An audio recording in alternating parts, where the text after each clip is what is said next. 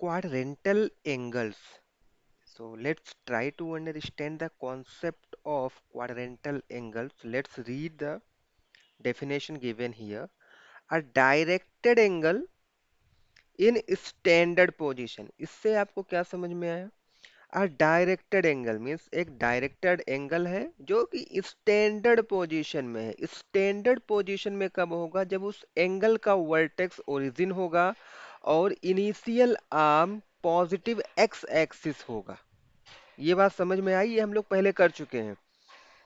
whose terminal ray lies along x axis और y axis, जिसका terminal रे x axis पर होना चाहिए या फिर वाई एक्सिस पर होना चाहिए। So can you tell me initial ray कहां पर होगा?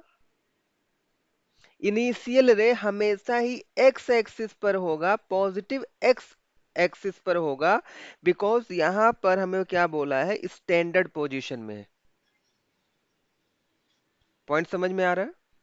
क्योंकि वो स्टैंडर्ड पोजीशन में है, तो स्टैंडर्ड पोजीशन में कोई एंगल कब होता है? उसका डेफिनेशन ही यही है कि उसका वर्टेक्स ओरिजिन होगा और initial arm positive x axis होगा। इतनी बात समझ में आई? एंड टर्मिनल रे लाइज अलोंग एक्स एक्सिस और वाई एक्सिस, और उसका जो टर्मिनल रे होगा वो या तो एक्स एक्सिस पर लाई करेगा या फिर वाई एक्सिस पर लाई करेगा। सो इस तरह से जो हमारा एंगल फॉर्म होगा, those type of angles are known as quadrantal angles। चलो यहां पर हम लोग समझते हैं।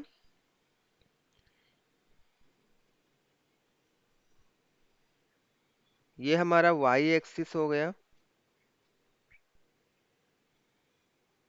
and this one is x axis and the intersecting point of x axis and y axis is origin। ये हमारा ओरिजिन हो गया। चलो हम एक डायरेक्टेड एंगल फॉर्म करते हैं। सपोज यहाँ पर देखो ये हमारा एंगल है, क्योंकि ये स्टैंडर्ड पोजीशन में है इसके लिए हम लोग इनिशियल आर्म को एक्स एक्सिस के ऊपर ही ड्रॉ करेंगे। सपोज ए हो गया ये। चलो डायरेक्टेड एंगल फॉर्म करते हैं। यहां से मैंने इसको रोटेट करना स्टार्ट किया। अगर मैं यहां तक ही रोटेट करता हूं तो क्या ये हमारा क्वाड्रेंटल एंगल बनेगा? अगर मैं यहां तक ही रोटेट करता हूं तो ये हमारा क्वाड्रेंटल एंगल नहीं फॉर्म होगा। क्यों नहीं फॉर्म होगा? बिकॉज ये तो हमारा इनिशियल आर्म है, बट जो हमारा टर्मिनल आर्म है ये किसी भी एक्सिस पे लाई नहीं कर रहा है। एंड क्वाड्रेंटल एंगल का हमारा डेफिनेशन ही यही है कि जो हमारा टर्मिनल आर्म होगा वो किसी ना किसी एक्सिस पे लाई करना चाहिए। इट मीन्स ये हमारा ए ओ, जो ये वाला एंगल है ए ओ आर, ये हमारा क्वाड्रेंटल एंगल नहीं है। तो क्वाड्रेंटल एंगल कब मिलेगा हमें? चलो यहाँ पर हम लोग देखते हैं क्वाड्रेंटल एंगल हमें कब मिलेगा। अगर हम इसको रोटेट करें और जो हमारा टर्मिनल आर्म है वो या तो y एक्सिस पर आ जाए या फिर x एक्सिस पर आ जाए।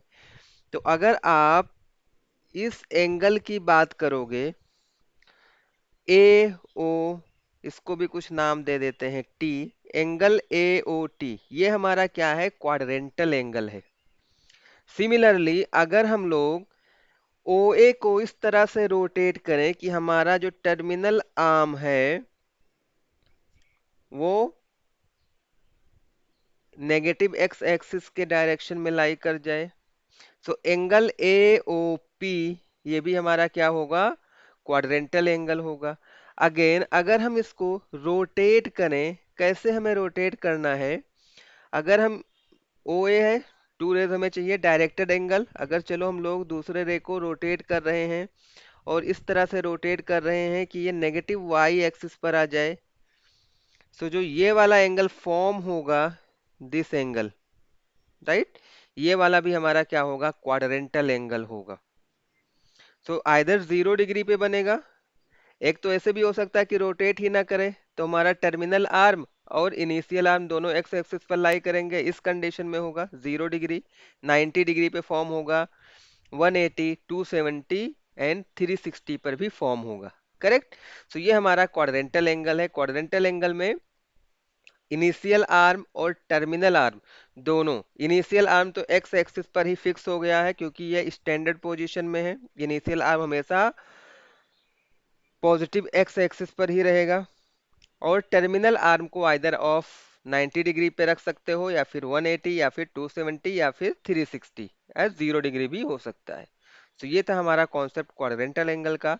If you have any doubt, any queries, so you can directly right us on the number given here. Thanks for watching.